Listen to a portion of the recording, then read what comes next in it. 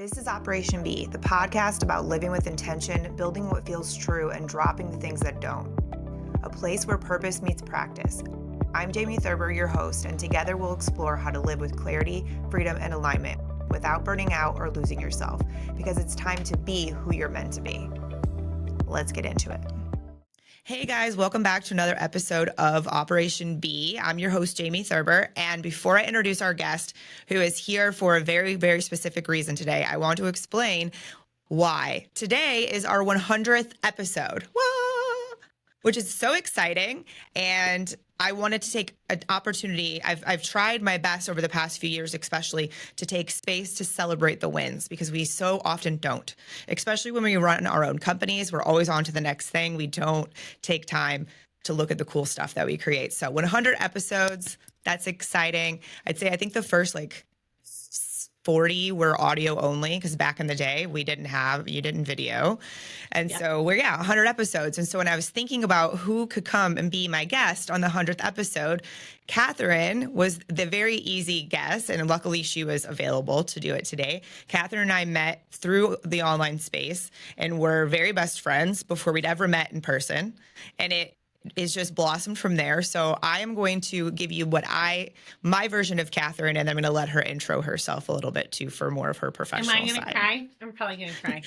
No, I don't think so. I'm just going to say, so Kathryn is one of the most caring people that you could ever meet, while also being extraordinarily fierce, especially when it comes to her loved ones. She has 4 daughters, and they're amazing people. They're more emotionally mature than most adult humans that I know. And they're incredible. And she runs multiple companies, helps people carry their own messes, and helps them understand parts of themselves that they never knew they had. And she just has a very great gift of healing and helping people, and has learned how to do that while also incorporating it in her businesses that she runs. So tell us a little bit more about how people could, if they want to know about what you do and how to reach you for that, we can give you a little plug here, and then we'll just start talking. Whew, that did make me a little teary-eyed. Gosh. I mean, I started in corporate, right?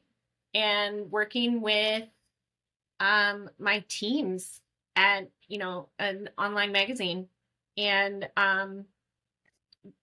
that blossomed into Influence Digital, which is how we met, and helping people extract their stories and writing them with them, writing them for them, editing them, getting them published, which then turned into coaching, while also going through my own healing journey and becoming a single mom and building businesses. And it's a little bit of everything, right? And I think the way that evolved is that when you're doing the kind of work that you and I do, as much as on the surface we want to say it's, business consulting or editing or ghostwriting, the reality is we're digging into people. We're digging into their dreams and their hopes, and how could we not? Yeah. So when we talk about the multiple businesses I run and how I, sort of took this gift and ability to walk with people, that's where it came from. How could you not? And so when we were prepping for this and you were like, which business personality are we going to talk about? It's I always have to figure that out. And I think with you more than anybody, I realized in that instance, I don't have to figure that out. Yeah. Because you've been there from day one, right? Yeah. True. Same. Which is why this was such a good fit for us to kind of do a little reflecting, basically, because I think that, there's been plenty of times over the years that Kathryn and I have been on the phone and we're like, why are we not recording this? We should be recording this. It's just an incredible conversation. Because I think that the world does want us. So it's funny that I even said that, but let alone that it hit you the way that it did, because the world wants us to fit inside of some sort of explanation, and we never ever really have. I think we can tell based on our own, something I think is cool, and I wish for everyone, is to get to a place where you are secure enough in your own abilities and your own desire to do things that you're good at versus things that like pretending like you're something you're not, that you just don't jump into a conversation as like the helping hand unless it's something you know you can do. Yeah. And when it's something you know you can help with, you follow your instincts and you approach the conversation to where, you know, any room that you walk into, like you could walk into a room and be talking to somebody about their social strategy and then walk into the next room and be talking to them about getting over a death, and then the next room talk to them about publishing a book. You know, it's like, and I have that same deal. It just really depends on, like, I've been talking about different instances with like becoming a member of the club here, right? And I'm like, I can talk about all my companies, right? Because I don't really just fit into one space.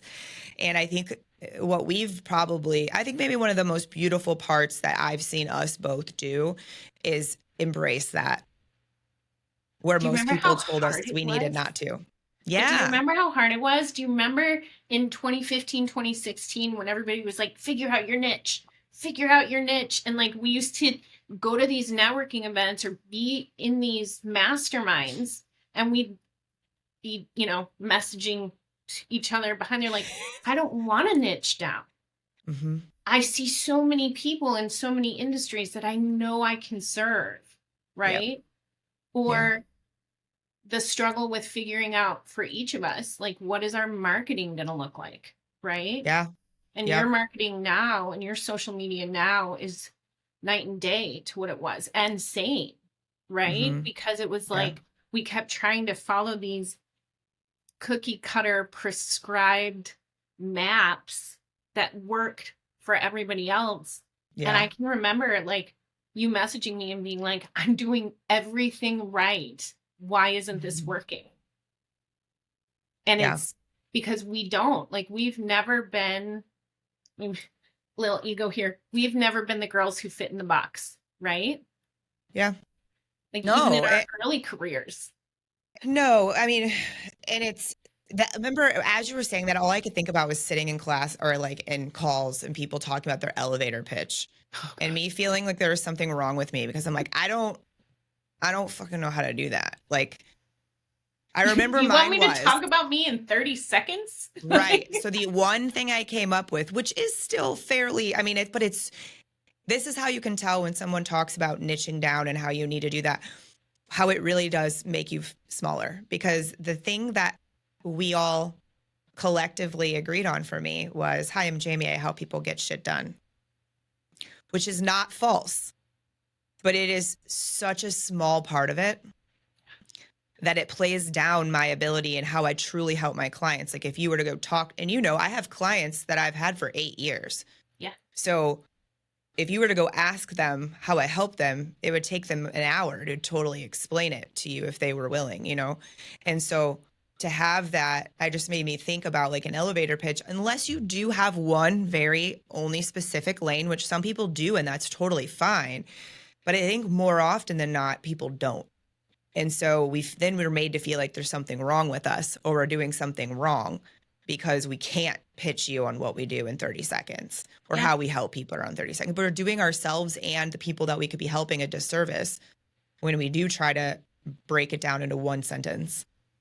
Yeah. It's just, it's well, hard. It's like when people call me the book girl. She's the book girl. And I'm like, yes, that is one facet of what I do. But even in building books with people, even in the ghostwriting and the editing and the publishing piece, like they're literally giving me their heart. They're giving me their life story in ways that most of never even makes it on the page, right? Mm-hmm. But like the book girl, like what does that even mean? Right. Like the book itself is such a tiny piece of what we're doing. Mm-hmm.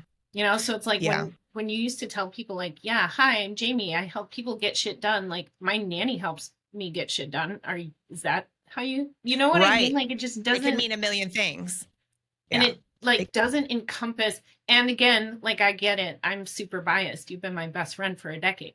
You know what I mean? Like you knew. So the way this all began, guys, is that Kathryn and I were introduced through a guy we were both doing business with in different ways. And I was project managing people's companies. And that was around the time that I was realizing that the way I could help people the most was to project manage their lives. Yeah. And to talk to them about their lives and why they had fears around certain pieces of letting go and of letting themselves have space and structuring their days differently and stuff like that.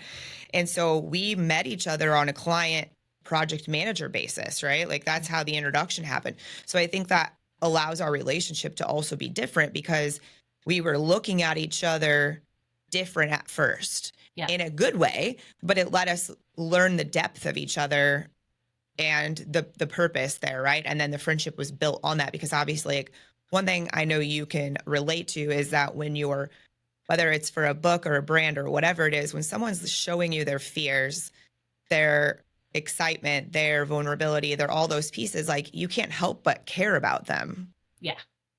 And so it does turn into something really special. And that certainly isn't going to be described in a damn elevator pitch, but, No. and we've talked so many times about how disruptive it is to young entrepreneurs, especially who are excited and eager. And then they go into these conferences or they go into these coaching groups and they're told stuff like that. And it literally like turns their fire off. Yeah. And it's like, damn, luckily we had each other and a few other very select few of people who could see that we were like, wait, no. Yeah. That's not the case. And we were able to talk to each other and see the complete, what's the word? Hypocrisy. Disconnect. Yeah. The hypocrisy that was happening, you know, like Jamie, Kathryn, you should be making this much money and doing this many things. And then when they would want us to do said thing for them, they didn't want to pay. We were crazy for charging a price or blah, blah, blah. Right. And just we were like, but if we didn't have each other as sounding boards, I can only imagine that we wouldn't still be here because something else we talked about is right. Like there's a lot of people who do what we do. Yeah. And we've seen a lot of them along the way. Yeah. And most of them aren't here anymore. Yeah. Yeah. Well, yeah. And it's like, it sucks really. Because some of them probably had really great gifts to give, but they were, diminished. Yeah. Well, I mean, and it's funny, because you go back to that time, the girls were little. I only had the older two, Yeah. And I can remember, because they were home and I was working from home. And I believed that story that had been fed to us that like we all had the same 24 hours in a day. Mm-hmm.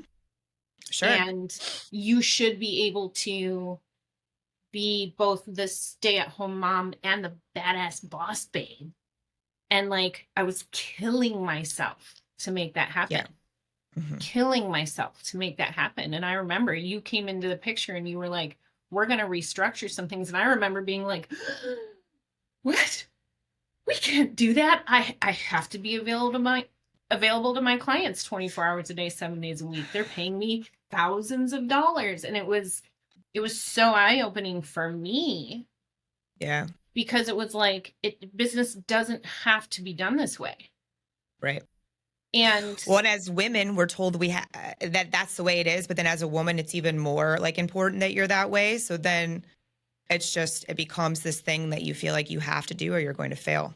Yes. And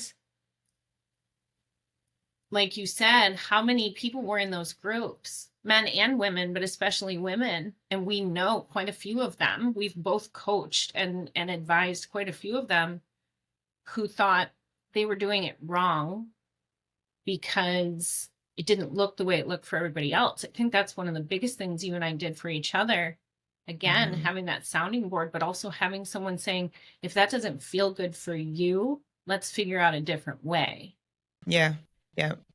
I remember I still have the screenshot of the first time you went to the park without your computer with the girls because it pops up on my memories every year. And it's always such a it's like old Voxer text message. So it's like looks ancient and hilarious, the screenshot. Because I remember sometimes it pops up and I'm like, where did I even write that? I'm like, it's Voxer. That was our big communication back in the day. Yep. And so it was a beautiful thing to be a part of, and to get to I remember I used to feel like I couldn't coach people who were moms. Yeah. Because they wouldn't listen to me because I'm not a mom. And then I had to blow that one out of the water for you. You did. 100% you did. 100% you did. And then when the twins came along, it was like a whole different ball game, right? And so like a whole different level of our skill sets on trying to navigate and negotiate around all of the things had to come to this. They had to come to the surface. We didn't have a choice because now there's two, and mom is recovering from a tragic birth. Yeah. You know, and it was just, it was a wild time. And to see now, it's like, talk about making you cry moments. Like it's a beautiful thing. But I think just so much permission that we've given over the years to one another to not always do the thing that, especially if it feels crunchy and forced and icky, like it's okay that we don't. It's okay that we don't tell everyone every single thing that we're doing. It's okay that we don't make it look this. It's okay that we say, hey, group of people, I'm out. Like, I don't agree with what you're doing. I'm going to do my thing over here. Yeah. And we don't stop. And I think that's the part I tell a lot of people. So now in the podcast industry, right, like we have these conversations. And one of the things that I notice is that I tell people, if you have a show and you like it and you continue to promote it and do it, it's going to work as long as you don't quit. Yeah. All right. So something to transition the conversation to a piece of our work and our lives together. And that's really morphed. Like when you mentioned earlier, my socials and my content is so different than it is now. The thing that I think is cool is that the content is different, but the person is the same. The foundation, the root, the core is the same. And that's why it fits. And that's why the people still are there and still listening. And that happened because we turned off the robot and became a human. Yes. Because and we stopped listening to what everybody else was saying. We stopped trying the new trends. And I don't mean like a TikTok trend. I mean like, well, now you're supposed to do a hook this way and you're supposed to say these words and just did what felt good. I think that was the biggest thing, was that the online entrepreneurial space, even now, talks about authenticity, but then they also say, but you have to be authentic this way, right? And we kept trying to do what everyone said was the way to do it. And then when it didn't feel right or it didn't feel good, people would say, well, it's supposed to be uncomfortable. Growth is uncomfortable. If it's not hard, you're doing it wrong. And I remember having these conversations with you where it was like, I don't want to do hard anymore. Why does it always have to be hard? What if I can just feel good about it? Because I don't feel good about this, right? And that's when it really started shifting, I think, for both of us. Yeah. And that's what's cool is around that same time was when we both, I wouldn't say that we both started immediately making tons more money, but that wasn't as important. The stress around it wasn't the same. We trusted that we'd have what we needed to pay our bills, and we did. Yeah. And it reminds me of, I remember the first time that we were told by a mutual friend, if you walk into the day every day waging war, you're going to have war. Yeah. It's going to feel like war every day. And you're going to eventually be battered to the extent that you can't do this anymore. So the fact that nobody else figured that out is sad, but wild, you know, and for you and I just remember us both, we would post something that was scary and we would say, but it feels like I have to. Yeah. But it pops into my head and it came out so easily that I know I have to say this thing. And so we just would trust that. And we could go back through our 12 years of, or whatever many years of conversations and see how many times we would support each other in those moments that something was scary. And we posted it anyway because we could feel it, that it was important. And that's the core piece that I was talking about for the audience to understand, is like, as the messaging has shifted, the premise is still the same. Like, we still stand for the same shit. Like, that part of who we are has not changed at all. And I think that's the cool part of growth, when you're truly not just, pop psychology on Instagram talking about growth, when you're truly doing that work, for lack of a better word, it changes the game, but the foundation just becomes more clear. It doesn't change. It just becomes more clear, and less work to figure out what that foundation is. The rest of it just flows. And man, I don't know about you, but like the freedom that came from that, and I think about that regularly. I'm like, man, the fact that I don't have to worry, I don't care about the reaction to what I say anymore. I really don't, because it's coming from such a pure place that yeah, it's never fun when people don't like you, but at the same time, like, that's life. Yeah. Yeah. And if you are catering to your audience, to your family, to whoever, right, like, you're abandoning yourself in that process. I think that was one of the really big things too. I know you really had to work through that, especially with a lot of your health stuff, is like this tendency to self-abandon so that you don't hurt other people's feelings, so that they don't feel left out, so they don't feel attacked. And the flip side of that, we used to talk about this all the time, is you can refuse to self-abandon without, and you can speak truth without also being a dick. Oh God, yeah, right? People think, I'm just being honest. It's like, no, you're being an asshole. Right. You're using that as an excuse to be an asshole, like, which is not the same thing. Right. But like, there's that permission to stop self-abandoning. Yeah. I remember when things started to really take off for Influence Digital, and I had all of these people, a couple in particular, who were like, you got to do it this way. You got to talk about it this way. You need to get on these particular stages. And I can remember messaging you and being like, I'm so miserable. And you were just like, then don't. Yeah. Well, yeah, there were times where I was like, no, like, that says who? Like, stop it. No, that person. I think one thing that we both can say we've learned is, if somebody is telling us that we have to do something one way, that is the last person we should be talking to. Yep. That is the last person we should be listening to, because that is so false. Even in our health, like, that's not accurate. Like, when everyone should drink a gallon of water. That's not true. Right. Yeah. So like, there's a lot of these things that we've learned along the way. If somebody's telling me there's one way, then that's not somebody I need to be listening to. And we've learned that the hard way, to be honest. Like, we've learned those lessons by living through them, and being like, wait a minute, I'm doing everything right. This doesn't make sense. And having those like bathroom floor crying, what the hell moments, there was a time, listen to this shit. Nobody said this out loud on the internet, I don't think, before. There was a time that we would think that my disassociation, because I didn't want to feel what was happening in my body because it was wildly uncomfortable, was me floating outside myself and having these intuitive moments. Now, granted, there was some truth to that, but it was me being too scared to be here. So the only place I could hear myself was out here.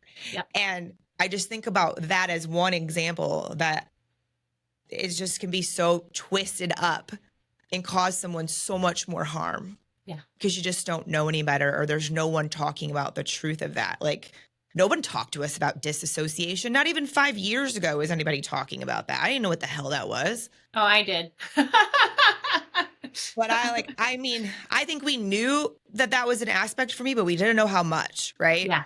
And so it's just, I think about that time and how funny that is. It's just like those aspects. That's where, guys, let's date ourselves. Instagram wasn't a thing when we started doing this. Like, we were on Facebook, we had Periscope, we were posting like in 5 different entrepreneur groups a day. Like, that was the way you built your business, right? And so we didn't have as much of that like Instagram psychology or like pop words that are happening now that misguide people so much. It's like It's almost like the stuff that misguided us and was damaging to us for our businesses is now happening on like a personal development and mental health piece Yes. more often than about the businesses, which is And in the spiritual scary. space. Yeah. Yeah. Yeah. But like what we had to weather from say like 2015 to like 2019, 2020 was in the business space, right?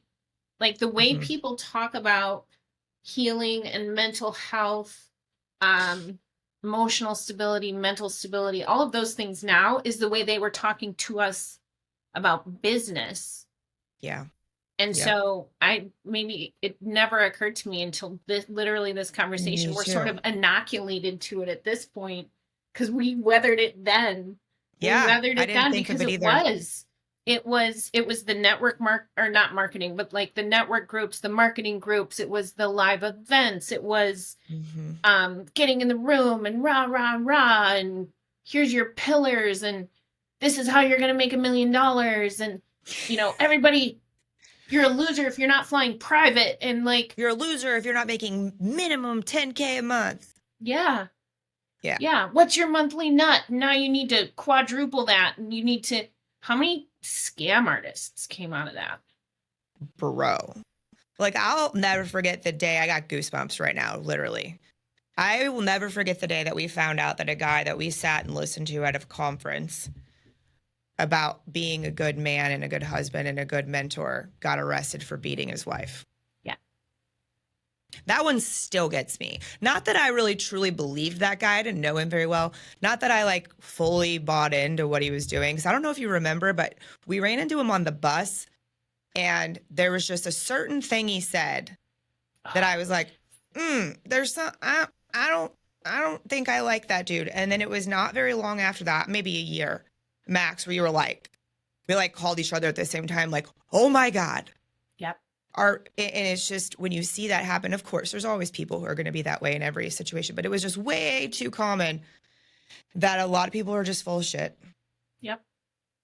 But their words were damaging other humans. And that was always something that you and I would get riled up about, but also spend time brokenhearted about. Like, I think our coaching businesses and our personal brands and your group, which I'm going to have you talk about in a minute, I think, and even when I had Operation Do and then this entire show, let's be real, this whole fucking show was built out of the fact that I was like, even if only 10 people hear me say the other thing, somebody needs to hear me say the other thing, because that piece, it's just, they have to understand. Like, it's heartbreaking to see someone believe that, because who gets the biggest stage? The loudest guy in the room. Yeah. And then we're just sitting over here like, oh, they're just breaking so many people. And they were. And we did have the privilege of being able and the honor of helping a lot of those broken people that they broke. We did. Thank God for that. I think that's probably why we were there. Yeah. But it is heartbreaking. It is. And there was so much growth and learning in that for us, because it solidified for me. I don't want to speak for you, but for me, it solidified the importance of standing not only in my truth, but in integrity, no matter what. The other thing it did is it built this, like you were talking about, the foundation. It built this unshakable foundation for me. And like even some of the things that I've experienced in the last couple of years with, getting into a new relationship and moving back to Texas with the girls and those types of things, outwardly, there was a lot of, there have been periods of time for both of us where there were a lot of attacks externally. And like, if I didn't have that foundation of integrity within myself, if I didn't have that foundation of trust and self-respect and that unwillingness to self-abandon ever again, like the things that were happening could have and would have rocked me. Mm-hmm. And you've walked through that as well. And so I think, again, we had these pivotal experiences in, the mid 20 teens that a lot of people don't know about and don't understand, that built that foundation that was so solid that now we weather things that would literally just demolish other people. Yeah, it would have demolished us probably at some point. It's just the thing that I think is interesting about that is that something in both of us knew that while we had every right to publicly explain what the fuck was going on and what we had gone through, there was just something in both of us that knew that it wasn't the right move. Well, it wasn't. We Yeah. It wasn't going to be helpful. No one was going to hear it. And what did we do instead? And here's the deal. I'll take this analogy for the rest of my life. Obviously, I tattooed it on my fucking body. The light bulb doesn't go out when you're not. Oh, I just had a really interesting little analogy come to my brain. The light bulb in the lighthouse doesn't go out when there's nobody throwing fucking stones at it. Yeah. And I thought when you said that, I had to write it down really quick, is the thing that I would say happened with that foundation shift and the integrity is I realized that as long as I had nothing to be ashamed of, if I could look myself in the mirror and get really deep with every single thing I did, every single interaction, and I had nothing to be ashamed of, then I was good. Yeah. And you have nothing to explain to anyone. No, that's you're right. That's the one too, where, obviously we were involved with some very well-known, very high-level people on a very personal level. And when things started falling apart and we both quietly made our exit and the inbox blew up, did you see? Where'd you go? What happened? And we never had to say anything because, again, I know that I'm standing on this foundation that was forged in fire, literally, of truth and integrity. I don't have to defend my actions. I don't have to explain myself. It's the people who feel like they have to make these loud, again, the loudest person in the room has the largest stage, these loud proclamations about their side or their experience or justifying why they did what they did. And we both learned the hard way that generally when someone is screaming about that publicly, they're the ones with something to hide. And that's the truth. No shit. We can make a list. It could be a really long list. Yes. Boy, oh boy. Some people that we don't even know where they went. Like, are you still alive? We don't even know. You disappeared off the face of the earth. Which is fine. But it's funny because I think when I think about the work that we do now, that was once something that we were told we shouldn't do or we should be ashamed of. Or that would never make us money. That would never make us money. Yeah, it's fun. So that makes me think about your group. So I know that first it was a scary thing to do. Yeah. It's a very private, soul-based place for you. Yes. But I think that if you explain a little bit about what Return to Soul is, I think it really shows a lot about a piece of what you created to allow you to still feel like, because when you're writing a book and you're helping someone edit a book, your heart is in it. You're connected to them. And it's tedious. Yeah. It's a lot. I've watched you do it, like, holy moly. And so, like, you lock yourself in a room for however many days because you have to, kind of thing. But then there's this soul feeding aspect of other parts of your work. And I feel like the Return to Soul is a big piece of that. Yeah. So that was a creation for women. It's my women's group. It's very small and very intimate. There isn't anyone in that group that I haven't coached one-on-one or known personally for years.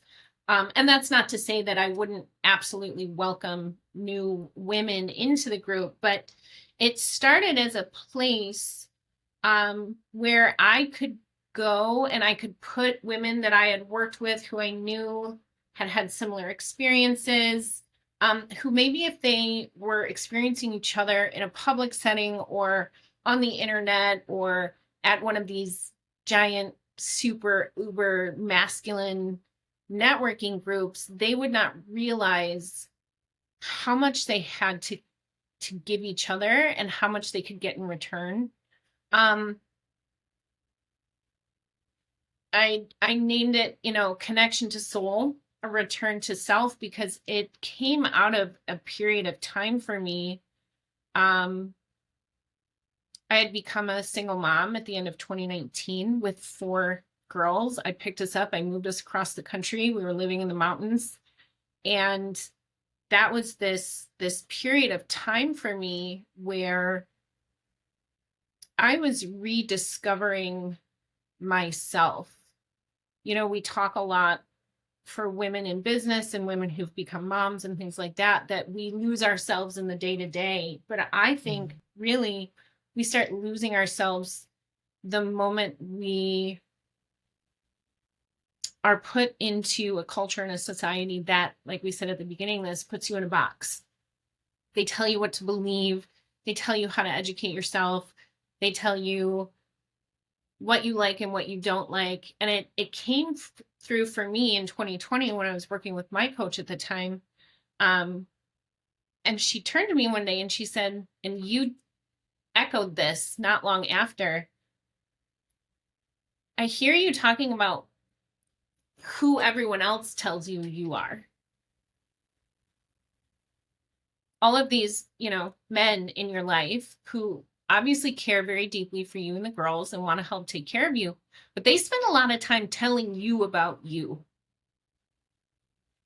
But I never hear you talk about who you are. And it blew me away. I was like, oh my God, because it was from my dad to my ex to, even, and, some women in my life as well too, but also just like these clients of mine who had become friends who were very much like, this is who you are, and this is how you do business, and this is how you mom, and these are the kinds of relationships you need to have, and these are the people who should no longer be in your life. You know what I mean? It was like, wow.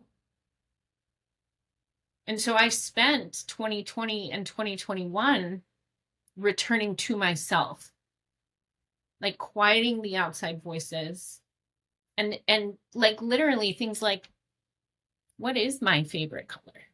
What is my favorite food? How do I want to wear my hair? Mm-hmm. Like what little things that you would think don't matter, but they absolutely do matter. Mm-hmm.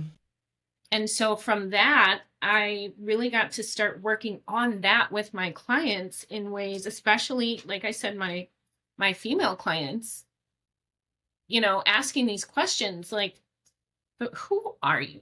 When no one else is in the room at 3:00 in the morning, when you've had a rough day because you're raising 2 2-year-olds and their older sisters by yourself in the mountains in Utah, while running 2 businesses and starting a third because you're a psycho in the midst of COVID, who are you?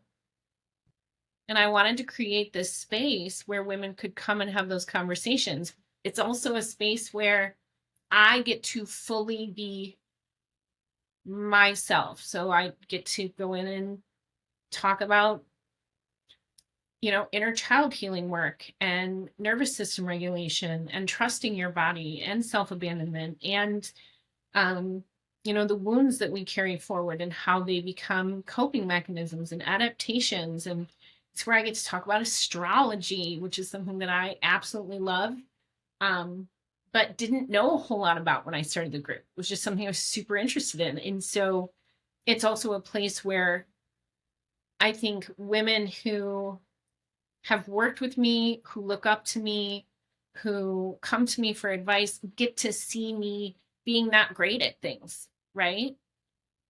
They get to see me make mistakes. Yeah.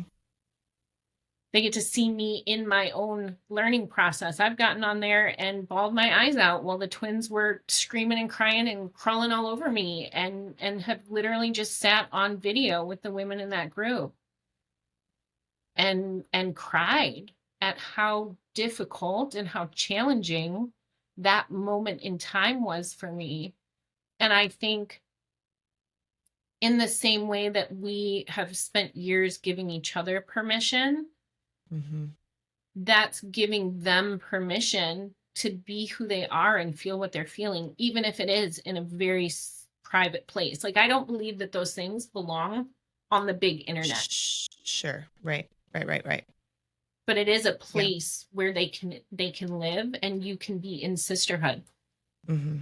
Because ultimately, at the end of the day, when you can be that fully authentic, you do return to yourself. Absolutely. And those words that you're sharing, it's funny because I remember, like, as you created the group, like, I was doing the same thing. I wasn't creating a group around it. I remember when my doctor asked me what I like to do for fun, and I didn't know. I was like, I like to go four-wheeling. And he was like, when was the last time you took your Jeep off-road? And I was like, oh, like 4 years ago, 5 years ago. He's like, okay, so I don't know if we add that to the list or not. I'm like, shit, I don't have an answer for this, right? But yeah, I was learning that again. And that was the era when I took out all the hair extensions. I quit getting Botox. I quit going to all the appointments. I started doing my own nails. Like, I was like, I have to simplify my life because all that other shit doesn't matter. And what it does is it makes all this noise that made my life more complicated than it needed to be. And I've had to reconfigure who I am because all that stuff was part of me. Don't get me wrong. Like, it was a part of the journey. The mermaid hair will go down in history. The mermaid hair era. And I'm learning to not need that, right? Like, there are still times that I look in the mirror and I don't recognize myself still. You know, it's a totally different weird world. But that's what Operation B was built out of. That's why when we came back from the break into season 2, things changed. And, you know, I'm going to give you a minute. I'm going to ask you a question. And this makes me uncomfortable, but I feel like I should ask. What would you say about that change from Operation Do to Operation B? Because you witnessed it firsthand. It made perfect sense to me. But like you said, I've witnessed it firsthand. Like, I was on the phone with you when we got blood tests and diagnoses back. I can remember being on the phone with you even before then, when you were like, what is wrong with me? And I was like, it's not in your head. It's not in your head. This is crazy. Stop letting them tell you that. You know what I mean? I can remember even when you were living in that little house, right? And, you know, having you text me or call me and be like, my mom's on her way. Like, I can't even stand up. I'm doing everything right. I'm eating the proteins and I'm drinking the drinks and I'm doing the gym. And why is this still happening to me? And so watching you transition from season 1 to season 2, from Operation Do to Operation B, felt like the most natural progression. But that, again, that's because I've been behind the scenes. Like, I've watched you go from being, I mean, I still have my bag that says "Get Shit Done" on it in all of your brand colors, right? Yeah. Like, I've literally watched you and loved you and supported you go from being this, you know, amazing human being, but a robot. Meal prep every Sunday, 5:30 a.m. every day. I'm lifting this, I'm eating that, I'm tracking these macros, I'm doing these micros, I'm doing, you know what I mean? Like, block, schedule. Like, I can remember looking at your Google Calendar and being like, you scheduled free time. That's very Jamie of you. You know what I mean? I have a very popular video on the internet that says, no, I do not schedule sex. Because it was a question that I would get frequently when I would talk about the way that I fractured or functioned with my time. Yes. And I've watched how, like, and it was not easy for you. And it wasn't something that happened overnight. For people who, they're like, oh, season 1 was this, and all of a sudden we've got season 2, like, it was the flip of the switch. And what they don't understand is that was a years-long process. Yeah. And there was so much grief, behind the scenes for you. There was so much shame. Like, what's wrong with me? Why can't I do these things anymore? And then when you realize what forcing yourself to do those things did to you in the long run, it was like, God, I can't believe I did that to myself for so long. There was fear. There was hesitation. There were times where you'd try to slip back into it because that, as uncomfortable and unhealthy as it was, it felt safe. At least you knew. You knew what it felt like to hurt every day. You knew what it felt like to feel sick every time you got on an airplane. You could deal with that, and you were willing to push through it and live that life because that was all you knew. So it felt right, the transition from do to be, because that's the transition you've been in your life. The part that most people don't know is what had to happen in here for you to make that transition. Yeah. And if you tried to do it earlier, I'd have told you no, you weren't ready. It saved my life. Like, I had to, right? Like, if I wouldn't have done that, I don't know where I wouldn't be okay. And I don't mean like I would kill myself. I mean like my body was going to stop functioning. And I know you know that. I'm saying it for the others. The thing that people don't know is like I made a decision in your house in Utah because my body, I could not control it at all. And the last time that I faked it was at your event, She Reigns. Yep. But I was in a room with energy that allowed me to stand up and I was okay. The next day, I got a car and I drove home and I promised myself, and I haven't been on an airplane since. Yep. And I haven't pushed myself since. The furthest trip I've taken was to buy Frankie, and it kicked my ass. I thought I would be fine. 3 hours drive, 3 hours back. I thought I'd be good. Nope, not okay. And so with those pieces though, I mean, everything changed after that. A lot of people don't know that I drove 19 hours home from Utah because I promised myself in your room. Well, I took over your bedroom in your house that you didn't have other room in, by the way, because I was so sick that I was like, I will not do this to you anymore. I'm talking to my body, like I will not do this again. Yeah. And I haven't, and it's been hard. The thing that I think is cool about things, and like my episode that went out before this one, I sent you the clip from it, and I was like, what a Jamie conversation that felt like. It was so good, and it felt very much like a very beautiful part of the transition too, of being able to have those moments where I think about the thing that I feel like people need to know, and I say it, and it finds the people that it needs. And that's why I like this project, and that's why I will keep doing the project. I think that's been fun to bring guests on here in the last little bit, and I'll keep doing that. But I don't know. It's an honor, I should say. Like, it really has. It's been an honor to have people that I don't even know personally care about what's happening and tune in, but also to give a voice to people who feel like they were alone and didn't have a Kathryn that was like, you're not crazy. This is not in your head.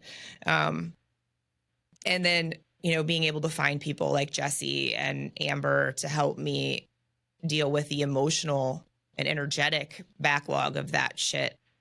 So yeah, it's been a complex journey to get us here, but I know that I want to have more specific conversations with you on episodes in the future because we have really great things to say about a lot of topics.